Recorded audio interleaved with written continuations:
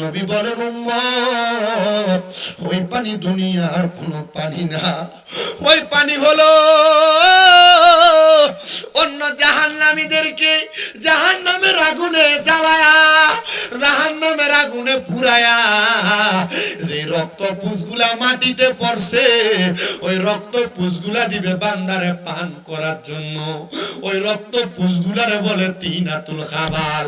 নাও খাও, খাও বান্দা খাও। বান্দা পান করতে পারবে না। নবীজি তখন কি পান করবে? বলে হ্যাঁ পান করবে। তখন বান্দা ওই পানিটা তার জিহ্বাতে ঢেলে দিবে, জিহ্বা গলে যাবে, গলা গলে যাবে, বান্দার পেটের নাড়ি বুড়ি গুলা গইলা গইলা পায়খানার রাস্তা দিয়ে থরথর করে পড়তে থাকবে। ওরে সিংড়াপাড়ার যুব সমাজ, কেন তুমি গুনার কাজ করো আমার বুঝে আসে না? কেন তুমি নামাজ ছাড়ো আমার বুঝে আসে না? কেন তুমি দুনিয়াতে হারাম কাজ করো আমার বুঝে আসে না? কিতাব আছে যেটার নাম মজমুয়ে সালাওয়াতে রাসূল, ওই কিতাবের তেলাওয়াত হয়। এগুলা করে করে দোয়া করা হয় আল্লাহ, এই হালের মানুষ, বংশের মানুষ যারা কবরে আজকে কোরআন খানির ওসিলায় আল্লাহ আপনি পুরা কবরবাসী গুলাকে আপনি মাফ করে দেন।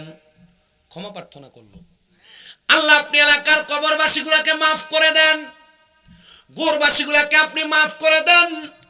আল্লাহর নবী বলে এই ক্ষমা প্রার্থনা করা এটা ইসলামের সৌন্দর্য। নবীজি আর কি কাজ আপনি আমাদেরকে বলেন না? নবী আমার বলে 3 নাম্বার, ওয়া ইনফাজু আহাদিহিমা, মা বাবার ওয়াদা গুলা তোমরা পূরণ করবা, মৃত ব্যক্তির ওয়াদা পূরণ করবা। কোন মানুষ ইন্তেকাল করার পরে তার সন্তানরা তার জায়গা জমি ভাগাভাগি করা নিয়ে পারাপারি লেগে যায়। 4 দিন যাইতে শেষ হয় না, 40 দিন যাইতে শেষ হয় না, জমি ভাগাভাগি শুরু হয়ে যায়। আছে না নাই? কথা বলেন না, আছে কি নাই? আরে মুসলমান শুনো শুনো, নবী বলেন না না, ওয়া ইনফাযু আহাদিহিমা, মৃত ব্যক্তির যদি কোনো ঋণ থাকে তোমরা ঋণগুলা পরিশোধ করে দিবা, মৃত ব্যক্তির ওয়াদাগুলা তোমরা পালন করে দিবা। এ আল্লাহর হাবিব সাল্লাল্লাহু আলাইহি ওয়াসাল্লাম নবী আপনি বলেন না কি কি দায়িত্ব আছে? নবী আমার বলতেছে এর মধ্যে 4 নাম্বার দায়িত্ব, ওয়াসিলাতির রাহমিল্লাতি লা তুসালু ইল্লা বিহিমা। 4 নাম্বার দায়িত্ব হলো মা বাবার আত্মীয় স্বজন যারা তাদের সম্পর্কে সঙ্গে সঙ্গে সম্পর্ক বজায় রাখবা। আর 5 নাম্বার হলো ওয়া ইকরামু সাদিকিহিমা, মায়ের বয়সী বাবার বয়সী মুরব্বিদেরকে বন্ধু বান্ধবদেরকে সম্মান করবা। যদি তুমি ওদেরকে সম্মান করো, তাজিম করো, তাহলে আমার আল্লাহ তাআলা তোমার মা, তোমার বাবা, তোমার বংশের মানুষের কবরের আযাব মাফ করে দিবে। সিংড়াপাড়ার কবরস্থানে যে মানুষগুলো শুয়ে আছে তারা আমাদের মতো বুক ফুলে ফুলে চলতো, কিন্তু তারা এখন কবরের বাসিন্দা। যখন তারা নিথর দেহ কবরের বাসিন্দা হওয়ার জন্য সাকরাতুল মউতের বিছানায় শুয়েছিল, আজরাইল যখন তাদের রূহগুলা কবজ করতেছিল, তখন আমার আল্লাহ তাআলা আল্লাহর হাবিব মুহাম্মদুর রাসূলুল্লাহর কাছে কোরআনের আয়াত নাযিল করে দিলেন। তিনি বলেন ওয়ালা তাকুনু কাল্লাযিনা নাসাল্লাহা ফাআনসাহুম আনফুসাহুম উলাইকা হুমুল ফাসিকুন। জবান খুলে উচ্চ কণ্ঠে জোরে জোরে পড়েন আল্লাহু আকবার। আল্লাহ বলেন ওয়ালা তাকুনু, তোমরা তাদের মতো হয়ো না। এখানে তারা বলতে কাদেরকে উদ্দেশ্য করা হয়? আমাদের পূর্বে আমাদের বাবা, আমাদের দাদা, আমাদের বড় বাবা, আমাদের পূর্বপুরুষ যারা আমাদের থেকে চলে গেল। আল্লাহ বলে কাল্লাযিনা যারা নাসুল্লাহ, নিজের কথা ভুলে গেছে, ফাআনসাহুম আনফুসাহুম, আমি আল্লাহ তাদেরকে ভুলে রাখছি, উলাইকা হুমুল ফাসিকুন। আর যারা নিজের কথা নিজেই ভুলে গেছে, নিজের ভালোর কথা ভুলে গেছে, এরা আর কেউ না, এরা হলো ফাসিক, এরা হলো ফাসিক। হুজুর ফাসিক কারা? মনে কেউ কষ্ট নেবেন না। আপনারা যারা এখানে বসেছেন, আপনারা হয়তো কেউ এশারের নামাজ পড়েছেন, কেউ পড়েন নাই, কেউ 5 ওয়াক্ত নামাজ পড়েছেন, কেউ পড়েন নাই। তবে আজকে থেকে ওয়াদা নিবেন, হয়তো এখান থেকে যাওয়ার পর আপনি পড়বেন। মনে রাখবেন বেশি বেশি যারা নামাজ ছেড়ে দেয় তারা ফাসিক হয়ে যায়।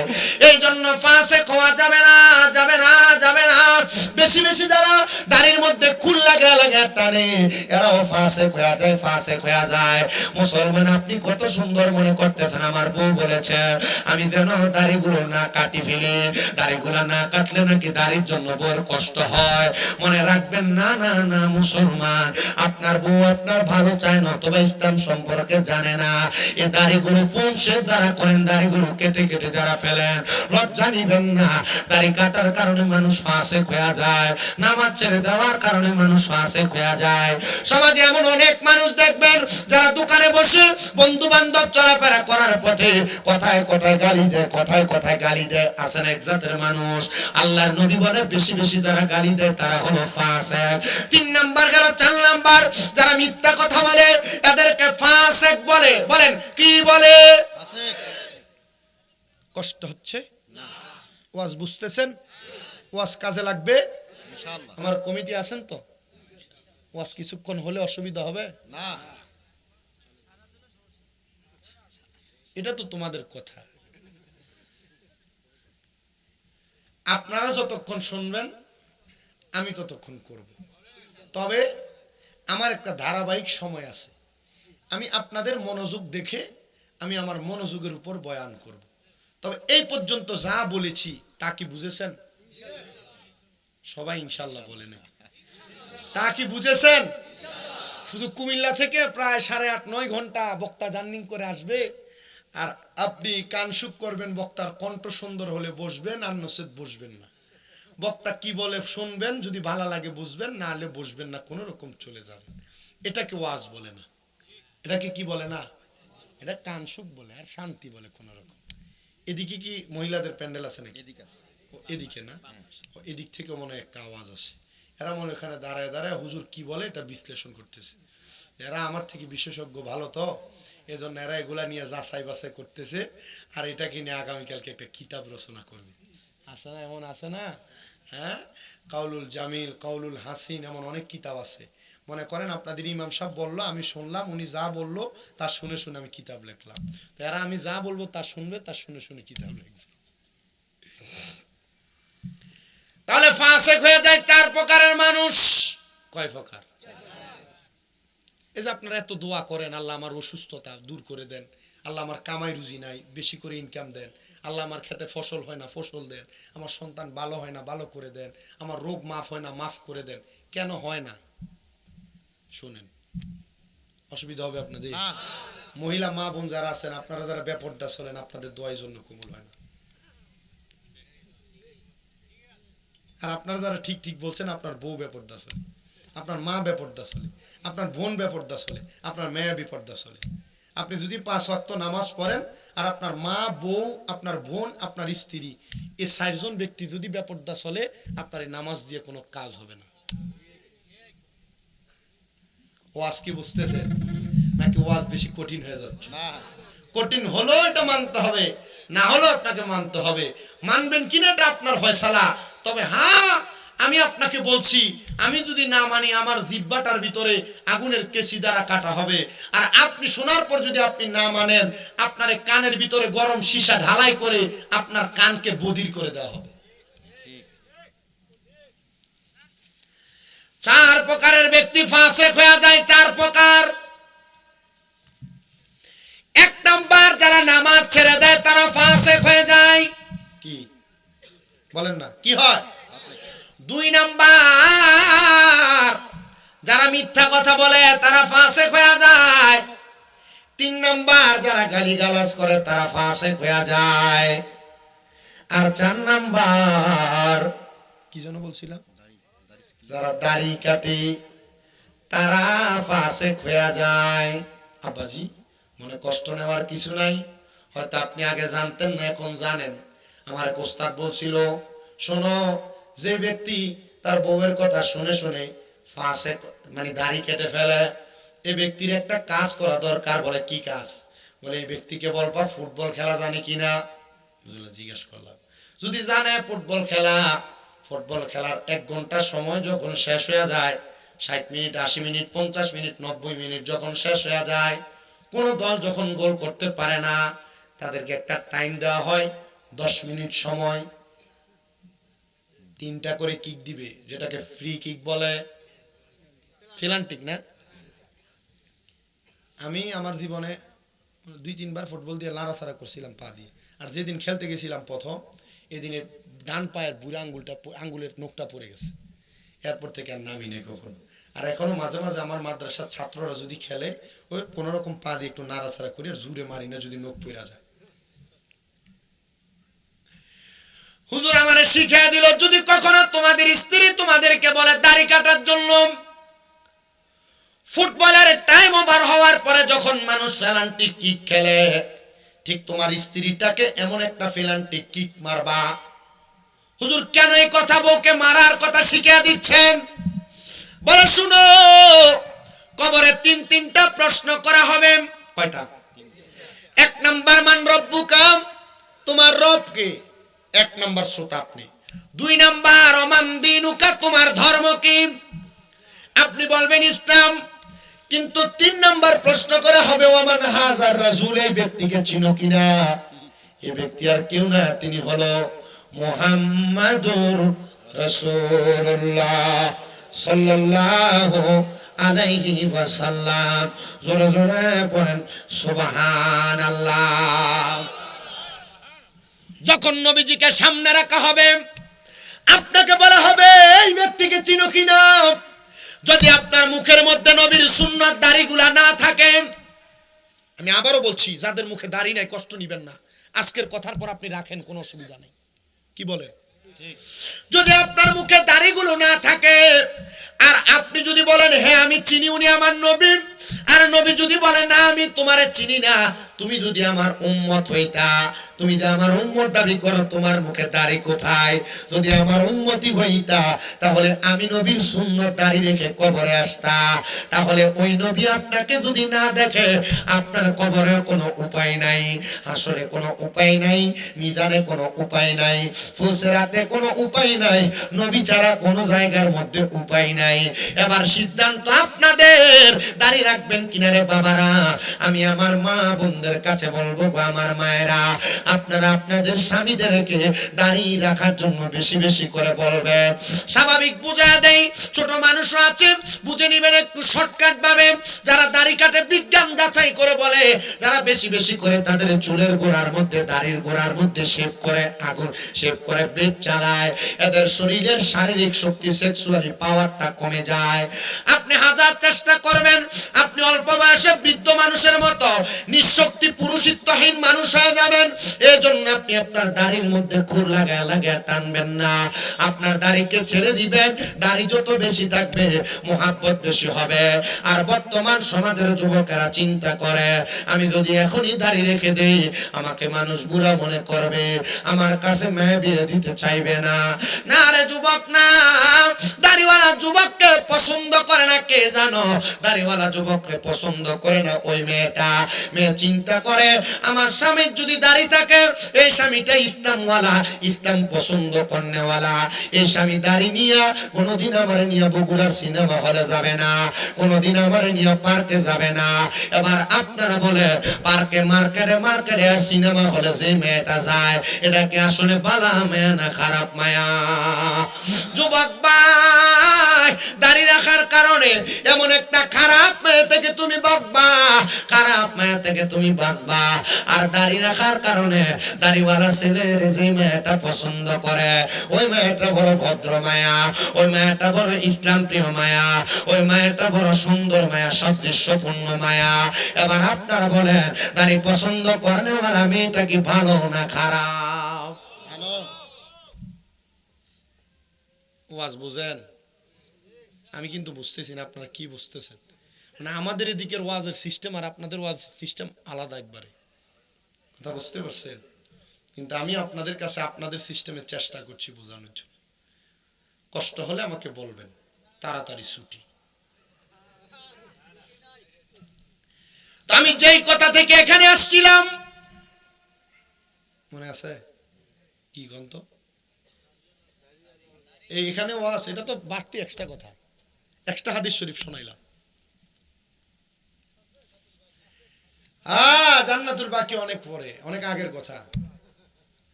আমার কথা হলো, কবরবাসীদের জন্য আপনারা 5টা কাজ করবেন। কয়টা? এক নাম্বার দোয়া, 2 নাম্বার ক্ষমা প্রার্থনা, 3 নাম্বার মা বাবার ঋণ পরিশোধ করা, 4 নাম্বার মা বাবার আত্মীয় স্বজনের সাথে সম্পর্ক ঠিক রাখা, আর 5 নাম্বার মা বাবার বয়সী মুরব্বীদেরকে সম্মান করা, তাজিম করা, ইজ্জত করা। এখানে নাকি? তো এখানের পরে আপনার কবরের দিকটা আবার একটু চিন্তা করবেন মানুষ। আপনারা মনে রাখবেন, এই সিংড়াপাড়া থেকে কোনো মানুষ যদি বগুড়া যায়, রিজার্ভ গাড়ি না, ভেঙ্গে ভেঙ্গে যদি যায়, এখান থেকে মনে করেন ডাইরেক্ট মির্জাপুর নাকি শেরপুর যাওয়া লাগবে, শেরপুর থেকে তারপর যাওয়া লাগবে ডাইরেক্ট বগুড়া। তাহলে আপনার স্টেশন হলো কোথায়? শেরপুর। আপনারা মনে করেন এই মাহফিলে আপনারা আসছেন কেন? জান্নাত পাবেন, জান্নাতের আশায়, ঠিক কিনা? ঠিক কিনা? জান্নাত পাবেন সে আশায়। জান্নাত অনেক পরের জায়গা, জান্নাতের আগে আরো অনেকগুলো স্টেশন আছে। বগুড়া যাওয়ার আগে যেমন ভাবে শেরপুর, যেমন ভাবে মির্জাপুর, যেমন ভাবে সিংড়াপাড়ার স্টেশন, জান্নাতে যাওয়ার আগে আরো অনেকগুলো স্টেশন রে বাবা। এর মধ্যে 1 নাম্বার স্টেশন জান্নাতের আগে যেটা, সেটার নাম হলো ফুলসেরাত। কি? সেটার নাম হলো ফুলসেরাত। ওই ফুলসেরাতের আগে আগে আর একটা স্টেশন যেটার নাম হলো মিজান, আর ওই মিজানের আগে আরেকটা স্টেশন যেটার নাম হলো হাসরের ময়দান। হাসরের ময়দানের আগে আরেকটা স্টেশন যেটার নাম হলো কবর, আর ওই কবরের আগে আরেকটা স্টেশন আছে যে স্টেশনের নাম হলো সাকরাতুল মাউত, মানে মৃত্যুর বিছানা। আর মৃত্যুর বিছানার আগের স্টেশন আলমে দুনিয়া। এই আলমে দুনিয়াতে আমরা সবাই বসবাস করি, কিন্তু মুসলমান জান্নাত জাহান্নাম ফুলসেরাত মিজান হাসর এগুলা অনেক পরে। ওই কবরের আগে তোমার সাকরাতুল মাউত, মৃত্যুর বিছানা বড় কষ্টের। ওইটা কেমন কষ্টের একটু শুনে রাখো। এই এলাকার অনেক মানুষ মারা যায়, মারা যাওয়ার সময় দেখবেন জিহ্বা বের করে জিহ্বায় কামড় দিয়ে মারা যায়, আছে না? হয় না? কেন? মৃত্যুর কষ্ট। কি কারণ একটু শুনেন, কষ্ট হবে আপনাদের। যারা ইউটিউবে আমার ওয়াজ শুনেছেন, ওয়াজ হয়তো শুনছেন। আমাকে আমার এই বাবাজি বলছে, হুজুর কবরবাসীর মানুষ কবরের আযাবের কথা যেন স্মরণ করে, মানুষের মাঝে যেন একটু ডর আসে, ভয় আসে, মানুষ যেন নামাজি হয়, রোজাদার হয়, মুত্তাকি হয়। সে কথাগুলো আমি আপনাদের কাছে জানাতে চাই। অনেক মানুষ মারা যায় যাদের চোখ উল্টা যায়, অনেক মানুষ মারা যায় যারা মারা যাওয়ার সময় বিছানায় প্রস্রাব পায়খানা করে দেয়। অনেক মানুষ মারা যায়, মারা যাওয়ার সময় নাকে মুখে দিয়ে রক্ত ছেড়ে দেয়, রক্ত বের হয়ে মারা যায়। কি শোনেন আমার পর্দার অন্তরালের মা, যুবক ভাই, মুরব্বী বাবা, ছোট ছোট মাসুম বাচ্চারা, কেন এমন হয়? এটা ভালো মানুষের মরণ না, এটা ভালো মানুষের মরণ না। এই মরণটা বড় কষ্টের মরণ। আর এই মরণ যারা এভাবে মরে, তারা ইন্তেকালের সময় বড় কষ্ট পায়া পায়া ইন্তেকাল করে তারা বিদায় নেয়। ও আল্লাহর হাবিব নবী, কেন গো মানুষ এমন কষ্ট পায়া পায়া মারা যায়? নবী আমার জানায়া দেই, যখন একটা মানুষের সামনে আজরাইল আলাইহিস সালাম আগমন করার সময় হয়, তার আগে আমার আল্লাহ তাআলা লামকার একটা গাছ লাগাইছেন, যে গাছটার নাম হলো শাজরাতুল ইয়াকিন গাছ। যে গাছের প্রত্যেকটা পাতায় পাতায় এক একজন করে মানুষের নাম লেখা। ওই গাছের পাতাটা যখন ছিঁড়ে পড়ে যায়, আজরাইল আলাইহিস সালাম তখন মানুষের কাছে চলে আসে ওই মানুষটার রূহ নেওয়ার জন্য। কিন্তু আজরাইলকে আমার আল্লাহ তাআলা মানুষের সামনে পাঠানোর আগে ওই মানুষের সামনে 2 জন ফেরেশতা পাঠায় দেয়। 2 জন, জবান বন্ধ নাই, বলেন কয়জন ফেরেশতা পাঠায়? 2 জন ফেরেশতা পাঠায় দেয়। যেই ফেরেশতাদের চোখের রং হলো নীল রঙের, ওই ফেরেশতাদের ভয়ঙ্কর চেহারা আর আচার আচরণ দেখা বান্দা ভয়ে বিছানার মধ্যে প্রস্রাব পায়খানা করে দেয়। এবার চিন্তা করে দেখেন মুসলমানেরা, মানুষ কেন বিছানাতে প্রস্রাব পায়খানা করে মরার সময়? তার মানে ফেরেশতার ভয়ঙ্কর চোখ দেখে মানুষ বিছানায় প্রস্রাব পায়খানা করে দেয়। 2 নাম্বার, এবার আজরাইল আমিন যখন ওই মানুষটার সামনে দাঁড়ায় যায়, মানুষটা হাই হুতাশ করে আজরাইলকে বলার চেষ্টা করে, গো আজরাইল, তুমি আমার রূহ এখন নিও না, আমি এখনো মরণের জন্য প্রস্তুতি গ্রহণ করি নাই। আশিক রাসূল লেখে, কবরেরই আযাব যদি মানুষ দেখিত, বলেন কবরেরই আযাব যদি মানুষ দেখিত, ঘরবাড়ি ছাড়িয়া পাগল হইত। বন্ধু নাই রে, কবর কোন দিকে আপনাদের? বান্ধব নাই রে যেই জায়গায়, সেই জায়গার বন্ধু নবী মুস্তাফা। আজরাইল আমিন একটা মানুষের সামনে যখন দাঁড়িয়ে যায়, আজরাইলকে বারবার বলার চেষ্টা করেন, আজরাইল, আমি এখনো মরণের প্রস্তুতি নিতে পারি নাই। বান্দারে কথা বলার সুযোগ দেওয়া হয় না। ওই বান্দাটা 2টা দাঁতের চোয়ালের মাঝখানে জিহ্বাটা বাহির করে আজরাইল কামড় লাগায়া দেয়। এ সিংরা পাড়ার মানুষ, এ পর্দার অন্তরালের মা, এবার বান্দা তার চোখ দিয়া আজরাইলকে বারবার বোঝানোর চেষ্টা করে, রে আজরাইল, আমি এখনো পর্যন্ত কবরের জন্য রেডি হতে পারি নাই, আমার এখন নিও না, আমার রুহটা এখন কবজ কইরো না, আমার বড় কষ্ট হয় রে, বড় কষ্ট। ওই সময় বান্দা আজরাইলের ভয়ঙ্কর চেহারার দিকে তাকায়া চোখগুলা উল্টে যায় রে। এবার বান্দা কথা বলতে পারে না, চোখের ইশারাও দিতে পারে না। আজরাইল আমিন বান্দাটার এবার বুকের মধ্যে এমন ভাবে থাবা দিয়া ধরবে, আমরা যেই নবীর উম্মত মুহাম্মাদুর রাসূলুল্লাহ সাল্লাল্লাহু আলাইহি ওয়াসাল্লাম নবীজির রূহ মুবারক যখন আজরাইল নিয়ে যাবে, আজরাইল নবীজির বুক মুবারকের মধ্যে যখন হাত রাখছে, আমার নবী আল্লাহ বলে একটা চিৎকার মারছে, আল্লাহ।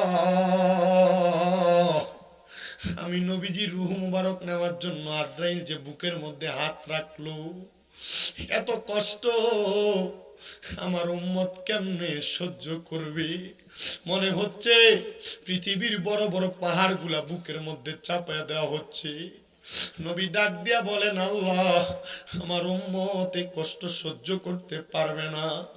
আল্লাহ জানায়া দেয়, হাবিব, আপনার উম্মত যদি দুনিয়াতে ঈমান আনয়ন করে, আপনার উম্মত যদি দুনিয়াতে নেক আমল করে, তাহলে তারা এমন মরণের কষ্ট থেকে বাঁচবে। কেমনে বাঁচবে? ওয়াজের ধারাবাহিকতায় বুঝতে পারবেন আপনারা।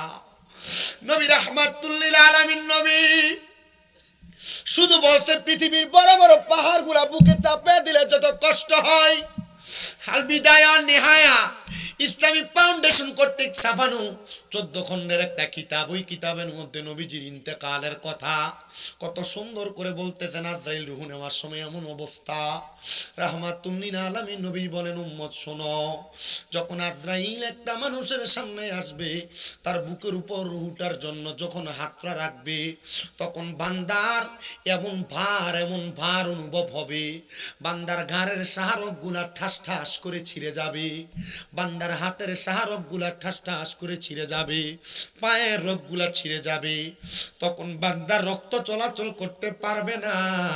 তখন বান্দার রক্ত এবং পুষগুলা নাকে দিয়ে, মুখে দিয়ে, কান দিয়ে বের হবে। সাহাবায়ে কেরাম আমার নবীজির দরবারে বসাম, কান্না করে আনবরে, ও আল্লাহর হাবিব, আপনি বলতেছেন এমন কষ্ট হবে, শুধু তাই না, নবী তখন পয়গম্বর ইদ্রিস নবীর কথা সাহাবায়ে কেরামদেরকে শোনায় দিলেন। সাহাবীরা শোনো, একটা জীবিত বকরিকে লটকায় দিয়া শরীর থেকে চামড়াটা জীবিত অবস্থায় টেনে টেনে ছিঁড়ে ফেললে ওই বকরিটার যত কষ্ট হবে, একটা ঈমানদার, একটা বেঈমান মানুষ, বেনামাজি মানুষ, হারামখোর মানুষ, তার দেহ থেকে রূহটা বাহির করলে এর চাইতে বেশি কষ্ট হবে। শুধু এমন কষ্ট না রে মুসলমান, শোনাম, ওই রূহটা যখন নিয়ে যাবে আজরাইল আলাইহিস সালাতু ওয়াস সালাম, এবার রূহ এবং আজরাইলের সঙ্গে কথা হবে। রূহ ডাক দিয়ে বলবে, আজরাইল, আমার এত তাড়াতাড়ি কোথায় নিয়ে যাও? তুমি যদি জানতা আমার আল্লাহ তাআলা আমার জন্য কত যন্ত্রণাদায়ক কষ্ট রেডি করে রাখছেন, আযাব রেডি করে রাখছেন, তাহলে তুমি আমাকে এত তাড়াতাড়ি নিয়ে যাইতা না। বলে, কি কষ্ট কি আছে নবী গো, আপনি শোনায়া দেন। নবী আমার বলে, উম্মত শোনো, একটা বেঈমান, বেআমল, বেনামাজি রূহ যখন নিয়ে যাওয়া হবে, আজরাইল তার নাকের মধ্যে এমন ভাবে কাপড় দ্বারা চাপা রাখবে, রূহটারে নিয়ে প্রথম আসমানে যাওয়া হবে। আসমানের ফেরেশতারা 19 জন করে ডাইনে, 19 জন করে বামে দাঁড়ানো থাকবে। কোন বেনামাজি, কোন হারামখোর, কোন মিথ্যাবাদী, কোন সুদখোর, কোন ঘুষখোর, পরের জমি জমা দখলকারী, ওই ব্যক্তিগুলা যখন আলমে আরোহায় যাওয়ার আগে প্রথম আসমানে যাবে, তখন ওই 19 জন করে ফেরেশতা ওই রূহুর দিকে তারা থু থু নিক্ষেপ করবে, থু থু নিক্ষেপ করবে। সিংড়া পাড়ার সুদখোর যারা আছো শুনো, আছে সুদে টাকা লাগায়, এ সিংড়া পাড়ার ঘুষখোর যারা আছো শোনো, তোমরা যারা ভাই ভাতিজার জমি দখল করে রাখছো তোমরা শোনো, তোমরা যারা পরের হক মেরে মেরে খাও তোমরা শোনো। আছে কিনা? এদের উপর ওয়াজ লাগবে। গতকাল আগামীকালকে চা দোকানে বসে বসে হুজুর ফাটে ফেলছে, কিন্তু হুজুর যে মাঝে মাঝে যে বলছে কিছু কিছু কথাই তা পছন্দ হয় না। আপনার পছন্দ হলে কি আর না হলে কি, কবরে আপনাকে আযাব পেতে হবে, কথাটা সত্য। নবীজি বলেন, উম্মত শোনো, এমন হারামখোর যারা, বেনামাজি যারা, সুদখোর যারা, ঘুষখোর যারা, দখলদার যারা, এদের রূহের দিকে আজরাইল দাঁড়ায় দাঁড়ায় দেখবে, আর বাকি ফেরেশতারা থু থু থু থু বলে থুতু নিক্ষেপ করবে। আজরাইল বলবে, রে ফেরেশতার দল, এই মানুষটা বিদায় হয়ে গেছে দুনিয়া থেকে, এখন কেন তোমরা তার সঙ্গে এমন আচরণ করো? তারা বলবে, এটা বান্দার কৃতকর্মের ফল। তখন আজরাইল বলবে, মনিব, এ হারামখোরের দেহ আমি আমার কাছে রাখতে চাই না, রূহ রাখতে চাই না। ফেরেশতারা জবাব দিবে, আজরাইল আমাদেরকে বললা থুতু নিক্ষেপ করি, তো তুমি কেন নাকে কাপড় লাগাইলা? আজরাইল বলবে, বান্দা নামাজ ছেড়ে দিতে দিতে, গুনাহ করতে করতে করতে, ওয়াদা খেলাফ করতে করতে, বান্দা হিংসা করতে করতে, জিনা ব্যভিচার গান বাজনা করতে করতে, বান্দার দেহটা উপর দিয়া ঠিকঠাক আছে, কিন্তু বান্দার রূহটা একটা দুর্গন্ধযুক্ত রূহ হয়ে গেছে। এজন্য তার রূহের দুর্গন্ধ আমি ফেরেশতা আজরাইল সহ্য করতে পারতেছি না, এই জন্য নাকের মধ্যে কাপড় লাগাইছি। নাউযুবিল্লাহ। সুদ খাও না, খাও, ভালো করে খাও, নামাজ ছেড়ে দাও না, ছাড়ো, কবরে এসে মার মার। শুধু তাই না, শুধু তাই না, ওই মানুষটারে এবার নিয়ে যাওয়া হবে জাহান্নামের মধ্যে। কোন জায়গায়? আপনি মনে করতেছেন আপনি সারা জীবন সুদ খাইলেন, ঘুষ খাইলেন, নামাজ ছেড়ে দিলেন, আপনার কবরে 3টা প্রশ্ন করবে না? সবার জন্য কবরে 3 প্রশ্ন না, ডাইরেক্ট জাহান্নাম। নবীজি কেন বলে বান্দা ডাইরেক্ট জাহান্নামে যাওয়ার কারণ, বান্দা গুনাহকে গুনাহ জেনে আবার করেছে। গুনাহকে গুনাহ জেনে দ্বিতীয়বার যে করে সে হয় ফাসিক, গুনাহকে গুনাহ জেনে তৃতীয়বার যে করে সে হয় নেফাকি মুনাফিক, গুনাহকে গুনাহ জেনে চতুর্থবার যে করে সে হয় কুফরি করনেওয়ালা কাফের। যারা কাফের, আল্লাহ কোরআনে বলেন ইন্নাল্লাযীনা কাফারু মিন আহলিল কিতাবি ওয়াল মুশরিকিনা ফি নারি জাহান্নাম খালিদিনা ফিহা উলাইকা হুম শাররুল বারিয়া। জবান খুলে জোরে জোরে কন্না আল্লাহু আকবার। জোরে জোরে কন্না আল্লাহু আকবার মানে বুঝেন কন্না মানে কি? আমাদের কুমিল্লার ভাষায় বলাকে কন্না বলে আর কি। শুনেন আমার বাবা ভাইরা বন্ধুরা আমার, ওই বান্দারে ডাইরেক্ট জাহান্নামে দেওয়া হবে। কতদিন? নবী আমার বলে সর্বনিম্ন 3000 বছর। 3000 বছর। দুনিয়ার কতদিন যেন আখিরাতের একদিন? 1000 বছর। কেউ বলেন 1000, কেউ বলে 500 বছর। ধরলাম 500, কমটাই ধরি। দুনিয়ার 500 বছর, জাহান্নামের আখিরাতের একদিন।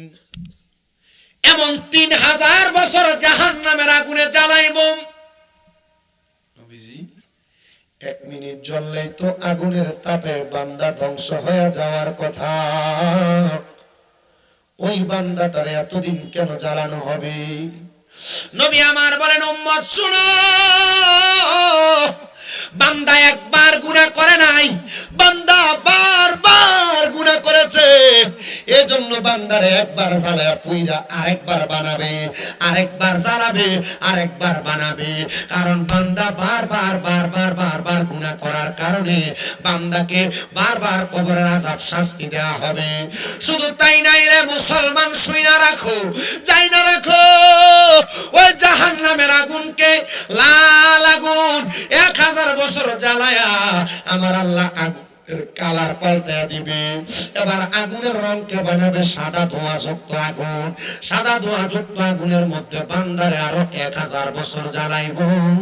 এবার আরো 1000 বছর পরে জাহান্নামের আগুনের রংকে করা হবে কালো ধোঁয়াযুক্ত আগুন। ওই আগুনের মধ্যে বান্দারে আরো 1000 বছর জ্বালায়া 1000 বছর পুরায়া ওই বান্দাটারে 3000 বছর পরে তাকাসুর নামক একটা জায়গাতে উঠানো হবে। তাকাসুর।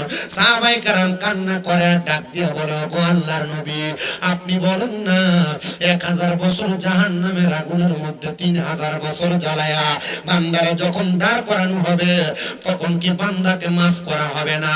বলে না, মাফ করা হবে না। তখন বান্দাকে সুযোগ দেওয়া হবে। কি বলবে এবার বলো? বান্দারে 3000 বছর জ্বালায়া এমন দাঁড় করাবে, তাকাসুর একটা জায়গা। বলবে এবার কি বলবা বলো? ওই যে বলছেন 3টা প্রশ্ন, আগে 3000 বছর পিটাইব কবরে, 3000 বছর আযাব দিবে, আগুনে জ্বালাবে, এরপর বলবে কি বলবা বলো? 3000 বছর বান্দারে যখন জ্বালাইবে, পুরাইবে, ওই বান্দা জয়লা পুইরা ওই বান্দার দেহটা চুরমাচুর। যখন বান্দা দাঁড়ায়া যাবে, ওই বান্দাটা দাঁড়ায়া ওই বান্দাটারে বলা হবে, বান্দা কি বলবা বলো? বান্দা বলবে ময় পানি, ময় পানি, ময় পানি। বলেন না জোরে, কয়বার? কি কি কি? সাহাবায়ে কেরাম কান্না করতেছেন। নবীজির সামনে 72 জন সাহাবী বসা মসজিদে নববীর সামনে। ইয়া রাসূলুল্লাহ, 3000 বছর একটা মানুষকে জ্বালাইলো, তখন কি তাকে পানি দেওয়া হবে? নবী আমার বলেন হ্যাঁ পানি দেওয়া হবে। চোখে পানি, মুস্কি হাসি। আল্লাহর হাবিব কান্না করে দিলেন, গড়াগড়ি করতে লাগলেন। নবীজি গড়াগড়ি করে কান্না করা কেমন বিষয় চিন্তা করেন। সাহাবায়ে কেরাম বলে ইয়া রাসূলুল্লাহ 3000 বছর পরেও তো বান্দারে একটু নাজাত দেওয়া হবে পানি দিয়া। নবী আমার ডাক দিয়া বলতেছেন, পানির যে একটা গ্লাস ছিল এটা কোথায়? এটা কারবালা লাগাই দিছে আমার বুকের ভিতরে। বোঝাচ্ছি, একটু শুনেন। আপনারা পানি খান কাঁচের গ্লাসে করেন, প্লাস্টিকের গ্লাসে করেন, স্টিলের গ্লাসে করেন, মেলামাইনের গ্লাসে করে। আল্লাহর হাবিব বলে সাহাবায়ে কেরাম আমি নবী এই জন্য গড়াগড়ি করে কান্দি, আমি জানি রে ওই জাহান্নামীদেরকে আমার আল্লাহ এমন ভাবে পানি দিবে, এমন ভাবে পানি দিবে, জাহান্নামী বান্দাগুলারে লোহারে একটা পাত্র বানায়া ওই পাত্রটারে আগুনে জ্বালায়া পুরায়া আগুনের কয়লা যেমন টকবগা লাল হয়ে যায়, ওই লাল পাত্রের মধ্যে করে বান্দারে পানি দেওয়া হবে। নবী তবুও তো পানি দেওয়া হবে, বান্দা তো পান করবে। নবী বলেন উম্মত ওই পানি দুনিয়ার কোনো পানি না, ওই পানি হলো অন্য জাহান্নামীদেরকে জাহান্নামের আগুনে জ্বালায়া, জাহান্নামের আগুনে পুরায়া যে রক্ত পুষগুলা মাটিতে পড়ছে, ওই রক্ত পুষগুলা দিবে বান্দারে পান করার জন্য। ওই রক্ত পুষগুলারে বলে তিনাতুল খাবাল। নাও খাও, খাও বান্দা খাও। বান্দা পান করতে পারবে না। নবীজি তখন কি পান করবে? বলে হ্যাঁ পান করবে। তখন বান্দা ওই পানিটা তার জিহ্বাতে ঢেলে দিবে, জিহ্বা গলে যাবে, গলা গলে যাবে, বান্দার পেটের নাড়ি বুড়ি গুলা গইলা গইলা পায়খানার রাস্তা দিয়ে থরথর করে পড়তে থাকবে। ওরে সিংড়াপাড়ার যুব সমাজ, কেন তুমি গুনার কাজ করো আমার বুঝে আসে না? কেন তুমি নামাজ ছাড়ো আমার বুঝে আসে না? কেন তুমি দুনিয়াতে হারাম কাজ করো আমার বুঝে আসে না? হ্যাঁ মুসলমান, ওই বান্দাটারে আযাবের উপর আযাব দেওয়া হবে। এত কষ্ট, ওই বান্দাটার অবস্থা বড় নাজেহাল। সাহাবায়ে কেরাম কান্না করে 40-42 জন একবারে কান্না করতে করতে বেহুশ হয়ে গেছেন। আর অনেকে গড়াগড়ি করে কান্না করতেছেন, নবী ও নবীজি আপনি আমাদেরকে বলেন যারা নামাজি, যারা মুত্তাকি, যারা ইমানদার, যারা ফরেজগার তাদের অবস্থা কেমন? নবী আমার বলে তাদের অবস্থা বড় ভালো। শোনো, তাদেরকে যখন ইন্তেকাল করার জন্য রূহটা নেওয়ার জন্য আজরাইল আসবে, একবার দুইবার না, আজরাইল তাদের কাছে 4বার আসবে। 4বার আগমন কইরা আজরাইল তাদের রূহ নিতে পারবে না। কি ইমানদারের এত দাম, ইমানদারের এত সম্মান, ইমানদারের এত তাজিম, ইমানদারের এত পাওয়ার। 4বার আজরাইল আসবে রূহ নেওয়ার জন্য। ঈমানওয়ালা হন, দামি হবেন। এই 4বার যখন রূহটা নিতে আসবে, আজরাইলকে বাধা দিবে এমন ক্ষমতা পৃথিবীর কারণ নাই, আছে? কিন্তু ইমানদারের কাছে আজরাইল 4বার আসবে, বাধা দিয়ে খেপাইয়া দিবে, যা রূহ নেওয়া যাবে না। হুজুর কি বলেন? হ্যাঁ, আজকে একদিনে সব শোনাই দিছি। আমি যে কোনো মাহফিলে গেলে এই কবরবাসীর ওয়াজ যেটা করছি, এটা করে যে কোনো ঘটনায় কারগুজারিতে ঢুকে যায়। যে কোনো জায়গায় মাহফিলে গেলে হাসরের আলোচনা করে হাসরের ময়দান থেকে অন্য ঘটনায় ঢুকে যায়। মৃত্যু ব্যক্তির বেঈমানের ইন্তেকালের আলোচনা করলে এখান থেকে অন্য ঘটনায় ঢুকে যায়। কিন্তু আজকে আপনাদেরকে ইমানদারের কথা বলছি, বেঈমানের কথা শোনাচ্ছি। শুনবেন আপনারা? ওয়াজ বুঝতেছেন আপনারা? আপনারা প্রথমে কোথায় ছিলেন? বলে হুজুর ছিলাম, কষ্ট হয়েছে, মেয়ের জামাইকে দাওয়াত দিছি, বেয়াই বেয়ানকে দাওয়াত দিছি, দেশি মুরগি কাটছি, কাটে খায়া এখন আর আসতে মন চায় না। বগুড়ার স্পেশাল দই খাওয়া, মিষ্টি খাওয়া, তুমসের মতো এখন লেপার কম্বল গায়ে দিয়ে শোয়াইছি। ওয়াজের আওয়াজ তো মাইকেই শোনা যায়, যাওয়া লাগবে না। কি কথা বলে না? 1.5 ঘন্টা কোন দিক দিয়ে শেষ হয়েছে টের পাইছেন তো? দেখেন তো, আমার কাছে সুযোগ আছে। হ্যাঁ, কালকে ফজরের নামাজ কে পড়বে? এখানেই পড়বেননি, আমাকে যেতে হবে। আপনারা জানেন আমি আসলে মাহফিলগুলো ওনাদের সাথে ওয়াদা দিছি বিদায় দূরে দূরে চলে আসি। আমার আম্মা আজকে 8 মাস অসুস্থ, উঠতেও কষ্ট হয়, লাঠি ভর করে করে ওঠে, মেরুদণ্ডের হাড়ের অপারেশন হয়েছে। আমি আপনাদের সবার কাছে দোয়া চাই, আপনারা আমার আম্মার জন্য দোয়া করবেন। ধরেন একটা মানুষের মাজা ভাঙ্গার পরে ওই মানুষটা সোজা দাঁড়াইতে পারে? আমার আম্মা অসুস্থ হয়ে আমাদের পরিবারের মাজা ভাঙ্গা গেছে, আমাদের পরিবারটা একবারে দুর্বল হয়ে গেছে।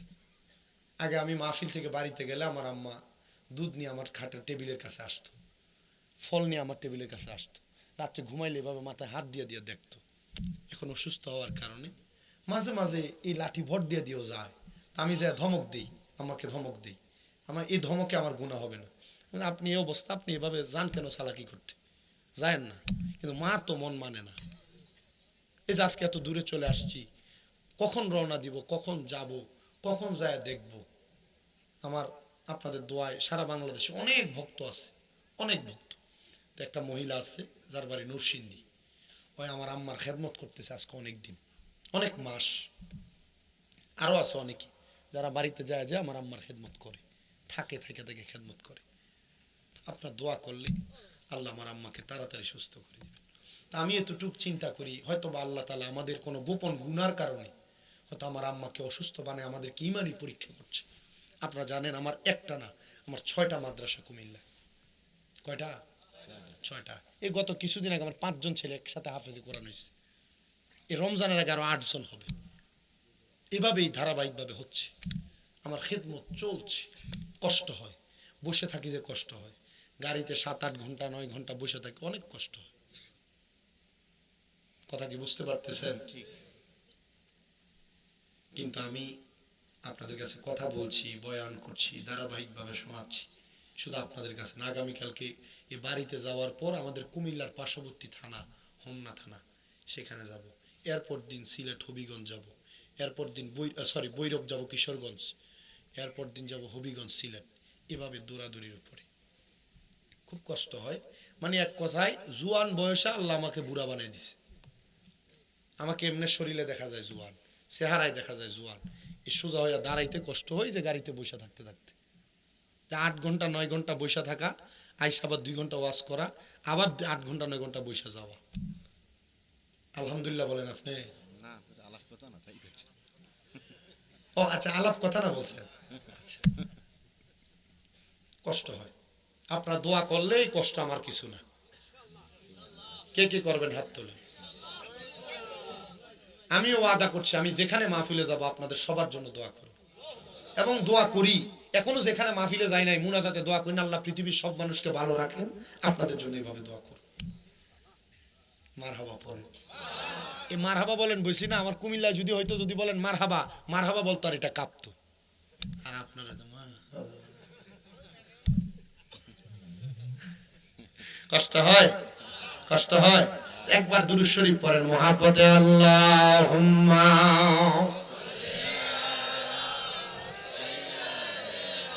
বেশি দেরি হয়ে যাচ্ছে না না, ওয়ালা আলি মাওলানা। জনম জনম যদি গাহি তোমার মহিমা গাওয়া শেষ হবে নাহি। দয়া কর মায়া কর, দয়া কর মায়া কর, ওগো দয়াময়। বলেন তুমি রহমান, তুমি মেহেরবান। বলেন তুমি রহম, তুমি মেহের। অন্ধ গাহে না শুধু তোমারি গুণগান, ভুলেও ভুলে না তবু শান। তুমি রহমান, তুমি মেহেরবান। কখনো তোমাকে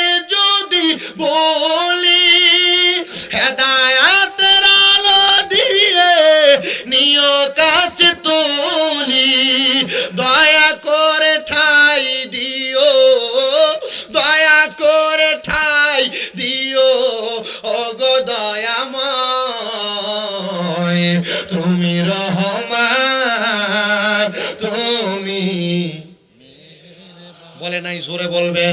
তুমি রহমান, তুমি, এই কন্যাটা দিয়ে যুবক মানুষ একটু জোরে বলেন না, তুমি তুমি মেহের। হ্যাঁ মুসলমান ইমানদার, শোনো একটু অন্তরের কানটা লাগাও।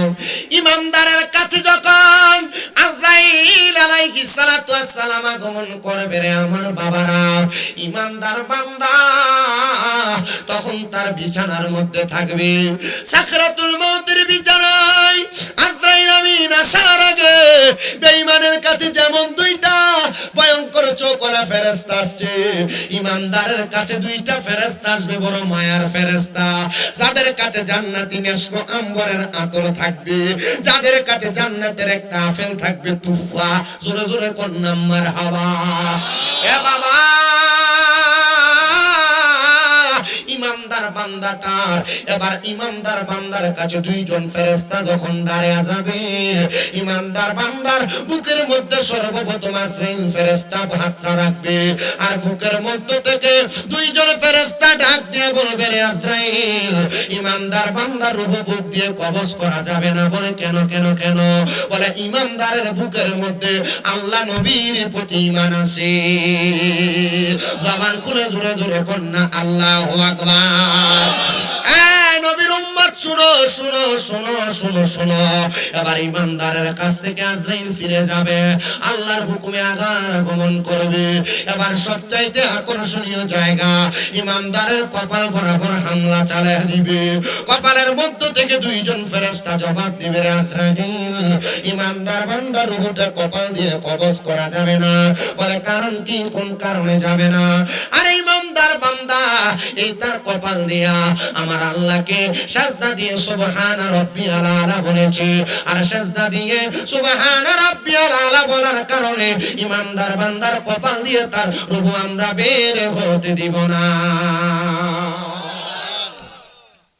দেখছেন ইমানদারের কত দাম, নামাজির কত দাম, ঈমানওয়ালার কত সম্মান, ইজ্জত, মর্তবা। আজরাইল আবার চলে যাবে। কয়বার আসবে? আইলো কয়বার? দুইবার। আবার আগমন করবে, ইমানদার বান্দার ডান বাহু বরাবর হামলা করবে, ডান বাহু থেকে দুইজন ফেরেশতা জবাব দিবে, আজরাইল, ইমানদার বান্দার ডান দিক দিয়ে রূহ কবজ করা যাবে না। বলে কেন কেন কেন কবজ করা যাবে না? বলে ইমানদার বান্দার এই ডান হাত দিয়ে তার দান এবং সদকা গুলো আছে, এই জন্য বান্দার ডান দিক দিয়ে রূহ কবজ করা যাবে না। চলে যাবেন ফিরত, আজরাইল আবার আগমন করবে আল্লাহর হুকুম পায়া, এবার বান্দার বাম বাহুতে হামলা চালায়া দিবে, বাম দিক থেকে জবাব দিবে, আজরাইল, ইমানদার বান্দার বাম দিক দিয়ে রূহ কবজ করা যাবে না। বলে কেন রে? বলে বান্দার বাম দিকে আছে তার মা বাবার খেদমত, এই জন্য বান্দার বাম দিক দিয়ে রূহ কবজ করা যাবে না। আজরাইল দাঁড়ায়া থাকবে চতুর্থবার, ওগো আল্লাহ, বান্দার হায়াত শেষ হয়ে গেছে, বান্দার রূহটাকে আমরা কবজ করব না। বলে হ্যাঁ হ্যাঁ হ্যাঁ, বান্দার রূহ কবজ করবা, তবে সময় আছে, এখন কবজ করবা না।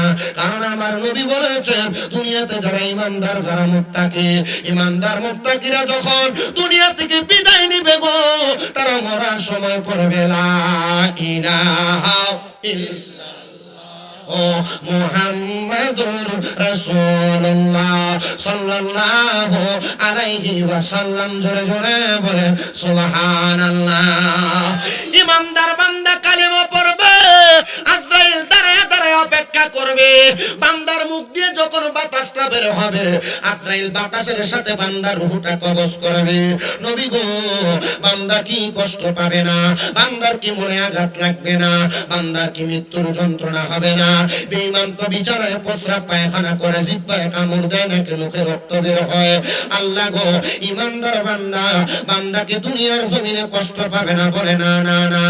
একটা ছোট বাচ্চা দুধের জন্য কান্না করলে মা যেমন ভাবে মুখের মধ্যে দুগ্ধ দিয়া মাথার মধ্যে হাত বুলিয়ে দিলে ছোট বাচ্চা ঘুমায় যায়, ইমানদার বান্দা তেমন ভাবে ঘুমায় যাবে, মরার কষ্ট টের পাবে না, কষ্ট টের পাবে না ইমানদার বান্দা। ও নবী, কষ্ট টের পাবে না, রুহুটা কি করবে বলে নিয়ে যাবে। ইমানদারের রুহু ডাক দিয়া বলবে, রে আজরাইল এত আস্তে আস্তে কেন নিয়ে যাও? তুমি যদি জানতা আমার আল্লাহ তাআলা আমার জন্য কত মহামূল্যবান পুরস্কার জাযা রেডি করে রাখছে, তুমি আমার আরো তাড়াতাড়ি নিয়ে যাইতা। জবাব দেওয়া হবে, জবাব দেওয়া হবে, এবার তারে তাড়াতাড়ি নিয়ে যাওয়া হবে। আসমানের ফেরেশতারা বেঈমানকে থুথু দিছিল, মনে আছে কিনা? কিন্তু ইমানদার বান্দারে দেখা আসমানের ফেরেশতারা বলবে, আহলান ওয়া সাহালান, মারহাবান মারহাবান দুয়ুফুর রহমান, আল্লাহর মেহমান স্বাগতম স্বাগতম, আসেন আসেন বইলা আল্লাহর মেহমানকে স্বাগতম জানানো হবে। এবার বান্দার পুরস্কারটা কি একটু শোনেন, অন্তরের কানটা লাগা। আল্লাহ কোরআনুল কারীমে বলেন, জাযাউহুম ইনদা রাব্বিহিম জান্নাতু আদিনিন তাজরি মিন তাহতিহাল আনহার, আল আনহারু খালিদিনা ফিহা আবাদা রাদিয়াল্লাহু আনহুম ওয়া রাদু আন যালিকা লিমান খাশিয়া রাব্বা। জবান খুলে উচ্চ কণ্ঠে জোরে জোরে পড়ি আল্লাহু আকবার। বলা হবে, রে মুমিন শুনো শুনো, মুমিন বান্দার পুরস্কারটা বড় সুন্দর, ইমানদারের পুরস্কারটা বড় সুন্দর। আল্লাহ বলে, আমি আল্লাহ জাযাউহুম ইনদা রাব্বিহিম পুরস্কার প্রদান করব জান্নাতুল আদনিন, ওই পুরস্কারের নাম হলো জান্নাতুল আদন। আল্লাহ দেখতে কেমন বলে, তাজরি মিন তাহতিহাল আনহার, এত সুন্দর, জান্নাতের নিচে দিয়ে নহর প্রবাহিত হয়। নবী গো নহরটা কেমন বলে, নহরের নাম হলো রজব, র আলিফ জিম বা। ওই রজব নদীর মধ্যে আল্লাহ তাআলা এক প্রকার, দুই প্রকার না, তিন প্রকার না, চার প্রকারের পানি রাখবে, চার প্রকার। এক নাম্বার পানির নাম হলো ইন্না আতাইনা কাল কাউসার, ওই কাউসারের পানি কারা পান করবে বলে, যারা ইমানদার মুমিন। দুই নাম্বার পানির নাম হলো শারাবান তাহুরা, পবিত্র পানি, ওই পানি কারা পান করবে বলে, তারা পান করবে যারা কোনোদিন নেশা করে নাই, মদ পান করে নাই, গাঞ্জা ইয়াবা সেবন করে নাই। তিন নাম্বার পানির নাম হলো জান্নাতি মধু, নবী গো কারা পান করবে বলে, তারা কোনোদিন পরের হক মেরে মেরে খায় নাই। আর চার নাম্বার পানি হলো জান্নাতের লাবান, মানে জান্নাতের দুধ, নবী গো কারা পান করবে বলে, যারা কখনো মানুষকে গালি দেয় নাই, মন্দ কথা বলে নাই, মিথ্যা কথা ফাহিশা কথা বলে নাই, তারাই ওই জান্নাতের মধু পানি পান করবে। ও নবী গো আপনি বলেন না কতদিন ওই জান্নাতে থাকবে? নবী আমার আল্লাহর কোরআন থেকে বলেন, খালিদিনা ফিহা আবাদা, বান্দা জান্নাতের ভিতরে চিরস্থায়ী বাসিন্দা হয়ে থাকবে। আবাদা ব্যবহার করে আল্লাহ বুঝায়, বান্দা জান্নাত থেকে বের হতে চাইবে না, বের হতে চাইবে না। আল্লাহ গো কারা কারা ওই জান্নাতে থাকবে বলে, রাদিয়াল্লাহু আনহুম ওয়া রাদু আন, যারা আমার আল্লাহরে খুশি করেছে, আল্লাহর প্রতি নিজেও খুশি হয়ে গেছে, তারাই ওই জান্নাতের মধ্যে থাকবে। যারা আল্লাহরে সন্তুষ্ট করেছে, আমার আল্লাহ তাদের প্রতি সন্তুষ্ট হয়ে গেছে, তারাই ওই জান্নাতে থাকবে। আল্লাহ আপনারে কারা সন্তুষ্ট করে? আল্লাহ কয়, যালিকা লিমান খাশিয়া রাব্বা, যারা আমারে সবচাইতে বেশি ভয় করে। এবার আপনারা সাক্ষী দেন, আমরা সবাই আল্লাহরে ভয় করি কি করি না? আল্লাহকে ভয় সবাই করে, কিন্তু মারে বাদ দেয় না। আল্লাহকে ভয় সবাই করে, কিন্তু বাবারে তুই তুকারি করে শব্দ করে। আল্লাহকে সবাই ভয় করে, মা বাপকে খানা দিতে চায় না, ধমক দেয়। এরা আল্লাহকে ভয় করার মানুষ না। যারা মা বাপকে খাওয়ান দেয় না, মা বাপরে ধমক দেয়, মা বাবার খরচপাতি চালায় না, বিবাহ করার পর মা বাবারে ভুলে যায়, অথবা মা বাবার উপর অন্যায় অত্যাচার করে, আল্লাহর নবী জানাই, সাখাতুর রব্বি ফি সাখাতিল ওয়ালিদাইন, মা বাবারে অসন্তুষ্ট করার কারণে আমি আল্লাহ অসন্তুষ্ট, জান্নাত নাই।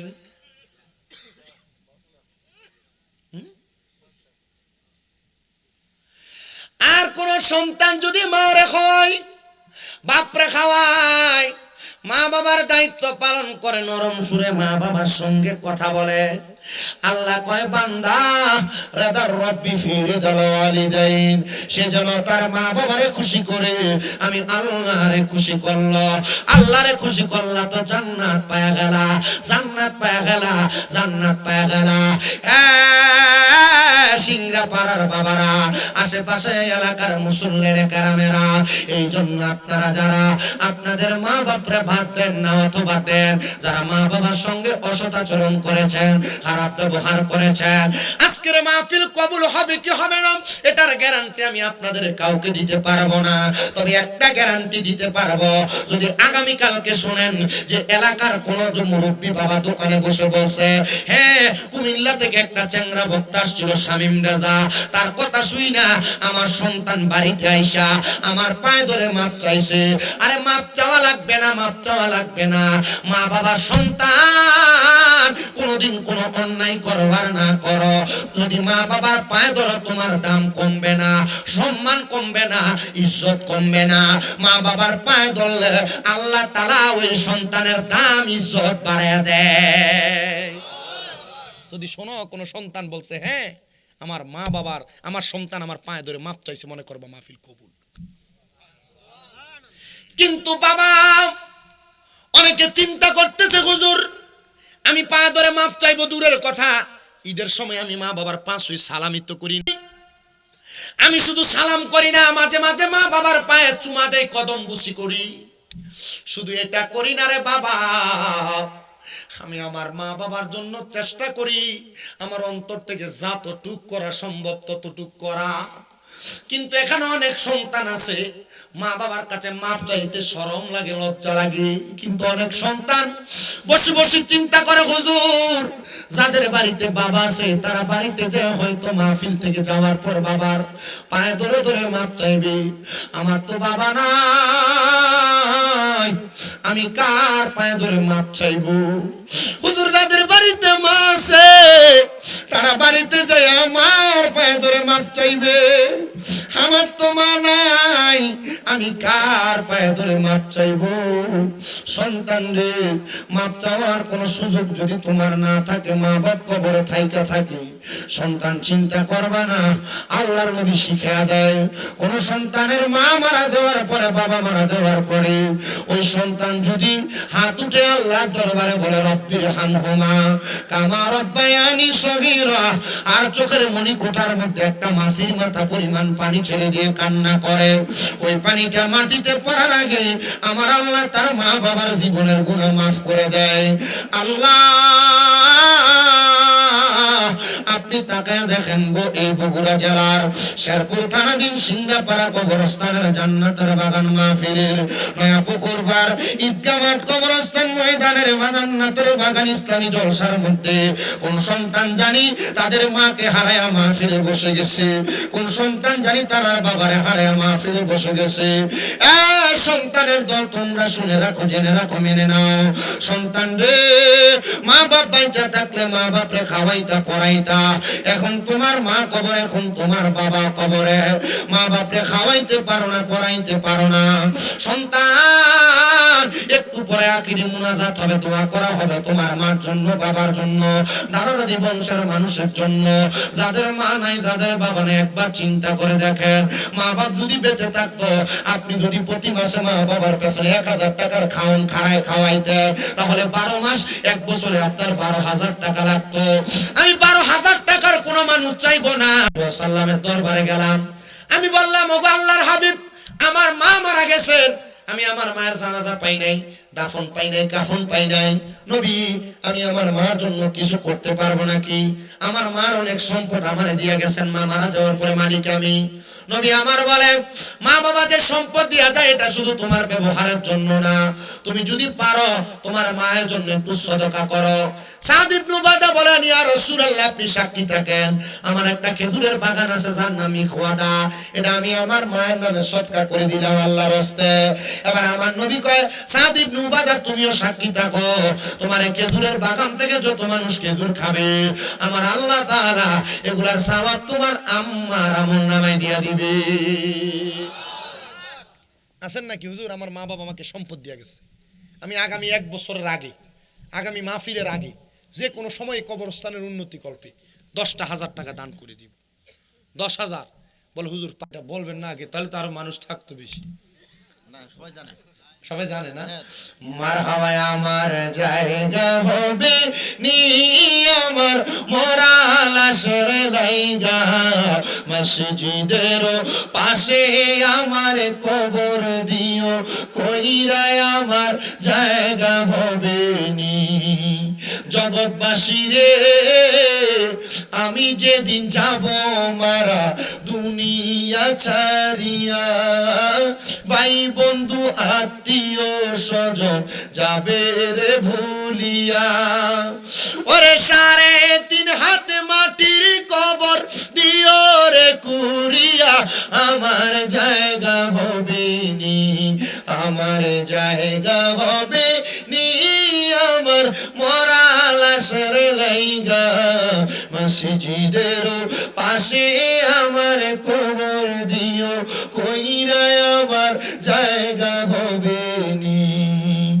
জগৎবাসী রে আমি যেদিন যাব মারা দুনিয়া ছাড়িয়া, রঙিন জামা কাপড় সবই নিবে রে খুলিয়া, ওরে সাদা আমার কিনি কাপড় আমায় দিও রে পরায়া, আমার জায়গা হবে নি, আমার জায়গা হবে নি আমার মরা লাশের লাইগা, মসজিদের পাশে আমার কবর দিও, কইরায় আমার জায়গা হবে নি।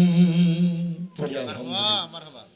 সভাপতি মহোদয় কিছু বলে মাহফিলের সমাপ্তি ঘোষণা করবেন, এরপরে দোয়া হবে।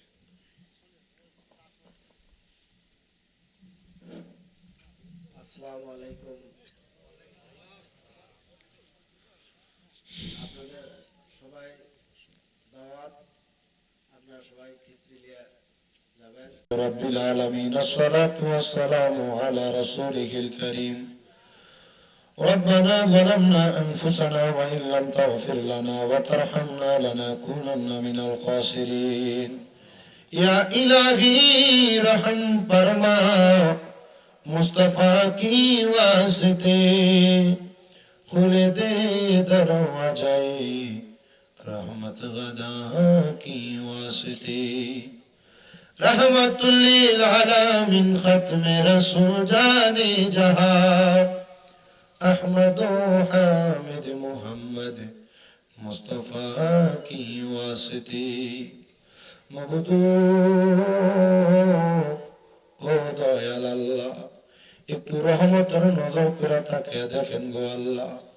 এই বগুড়া জেলার অন্তর্গত শেরপুর থানাধীন সিংড়াপাড়া কবরস্থানের উন্নয়ন কল্পে সিংড়াপাড়া নয়াপুকুর ঈদগাহ মাঠ কবরস্থান ময়দানে বিরাট ইসলামী জলসায় আমার ওলামায়ে কেরাম, দাড়ি পাকা মুরব্বি বাবা, যুবক নওজোয়ান ভাইরা, ছোট ছোট মাসুম বাচ্চারা, পর্দার অন্তরালের মা বোনেরা, আল্লাহ জীবনের গুনাহগুলো মাফ করানোর জন্য তোমার শাহীন শওকত দরবারে গুনাহগার কাঙ্গালের বেশে দুটা হাত বাড়াইছে।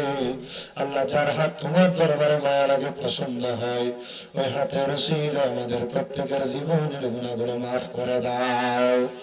আল্লাহ ফরিয়াদ তোমার দরবারে, দুনিয়ার জমিনের মধ্যে ভিক্ষুক এক দরজার মধ্যে ভিক্ষা না দিলে আরেক দরজার মধ্যে যায়। আল্লাহ তুমি বলো আমাদেরকে তোমার দরজা থেকে ফিরিয়ে দিলে আমরা কার দরবারে যাব? আল্লাহ তুমি ছাড়া আমাদের আর কোনো খোদা নাই। আল্লাহ তুমি রহমানুর রহিম নামের খাতিরে আমাদের জীবনের গুনাহগুলো মাফ করে দাও। আল্লাহ ফরিয়াদ তোমার দরবারে, আজকের জান্নাতের বাগান মাহফিলের মধ্যে যারা হাত বাড়াইলেন, অনেকে আছে যাদের দুনিয়াতে বাবা নাই, অনেকে আছে যাদের দুনিয়াতে মা নাই, আল্লাহ অনেকে আছে মাও নাই বাবাও নাই, জন্মের এতিম হয়ে হাত বাড়াইছে গো আল্লাহ। আল্লাহ যাদের মা বাবা কবরে, আম্মা আব্বার কবর জান্নাতের বাগান বানায়া দাও। মরিয়া গিয়াছেন আল্লাহ, আল্লাহ যারা বাপ মাফ করিয়া দেন না গো আল্লাহ কবরে রাজা। আম্মা আব্বা আছে যারা কবরে, মায়ের নজর দেন গো আল্লাহ তাদের।